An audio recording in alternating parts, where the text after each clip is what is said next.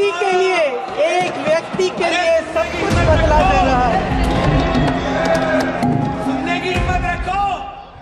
মুসলিমদের পক্ষে ভারতের লোকসভা কাঁপালো ভাই বোন রাহুল এবং প্রিয়াঙ্কা গান্ধী।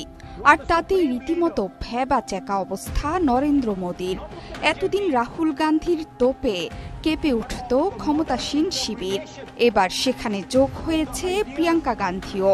দুই ভাই বোন মিলে একের পর এক ইস্যুতে মোদীর সরকারকে তুলোধুনো করেছেন। একদিন আগেই শুক্রবার লোকসভায় প্রথমবার ভাষণ দিতে উঠেই রীতিমতো আগুন ঝরিয়েছেন ওয়েনাডের নতুন সংসদ সদস্য প্রিয়াঙ্কা গান্ধী। মুসলিম নির্যাতনের জন্য মোদীকেই দুষলেন প্রিয়াঙ্কা গান্ধী।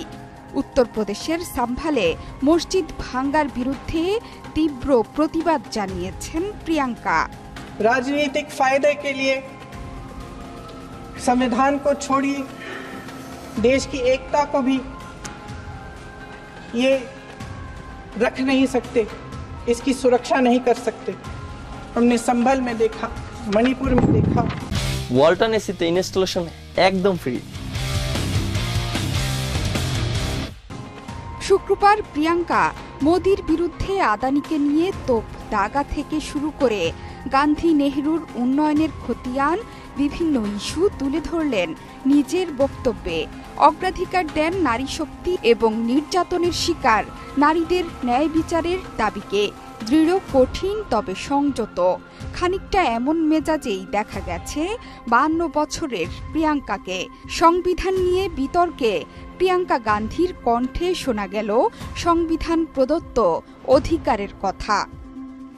अलग अलग धर्मों में भी, इस्लाम में, सूफियों में, बौद्ध धर्म में, जैन धर्म में, सिख धर्म में भी ये वाद संवाद, ये चर्चा बहस, इसकी संस्कृति रही है।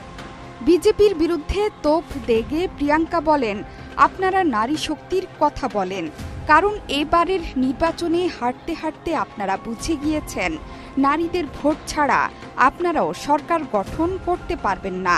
আর সেই অধিকার নারীদের দিয়েছে ভারতের সংবিধান। মুসলিম নির্যাতন প্রসঙ্গে প্রিয়াঙ্কা বলেন, সম্ভাল থেকে মণিপুর পরিস্থিতির জন্য দায়ী শাসক দল। তার পরিবারের প্রয়াত প্রধানমন্ত্রীদের বিরুদ্ধে শাসক শিবিরের অভিযোগের জবাবও দিয়েছেন শানিত ভাষায়। বিজেপি সাংসদদের উদ্দেশ্যে বলেছেন, সব দোষ কি একা নেহরুর?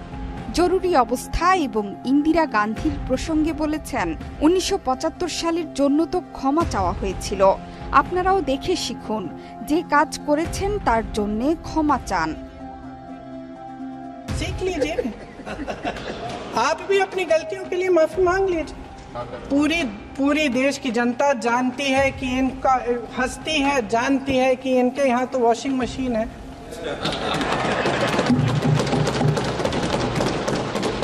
तो यहाँ से वहाँ जाता है, वो धुल जाता है।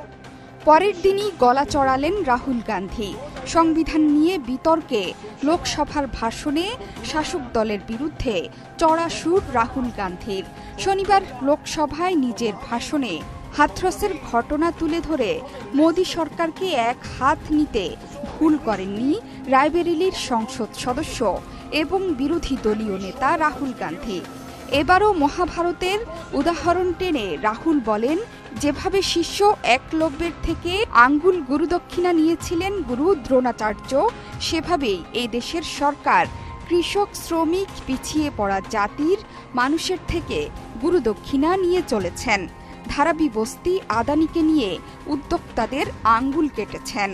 ভারতের বন্দর, বিমানবন্দর এবং প্রতিরক্ষা সংক্রান্ত নানা বিষয়ে আদানিকে দিয়ে সব ব্যবসায়ীদের আঙ্গুল কেটে নিয়েছেন। द्रोणाचार्य जी ने उनसे कहा कि गुरु दक्षिणा के लिए मुझे तुम्हारा हुनर, तुम्हारा भविष्य, तुम्हारा अंगूठा चाहिए। হাথরসের দলিত তরুণীকে নির্যাতন ও সাম্ভালে মন্দির মসজিদ বিবাদের উদাহরণ টেনে বিজেপির দিকে দলিত সংখ্যালঘুদের প্রতি বৈষম্যের অভিযোগ তুলেছেন রাহুল। তিনি বলেন, আপনারা বিদ্বেষ ছড়ান, সাম্প্রদায়িক উস্কানি দেন। সংবিধানে এসব কোথায় লেখা আছে? মূলত শুক্র এবং শনিবার এসব প্রসঙ্গ তুলে মোদিকে প্রশ্ন বাণে জর্জরিত করে তোলেন রাহুল এবং প্রিয়াঙ্কা গান্ধী। ये कहां लिखा है? कॉन्स्टिट्यूशन में तो लिखा है prohibition of discrimination of grounds of religion. और जहां भी आप जाते हो एक धर्म को दूसरे धर्म से लड़ाते हो, नफरत फैलाते हो। জোহরা চৌধুরী সেতু, ৭১। कॉन्स्टिट्यूशन में कि एक धर्म को दूसरे धर्म से लड़ाना है? कहां लिखा है कॉन्स्टिट्यूशन में कि दलित परिवार को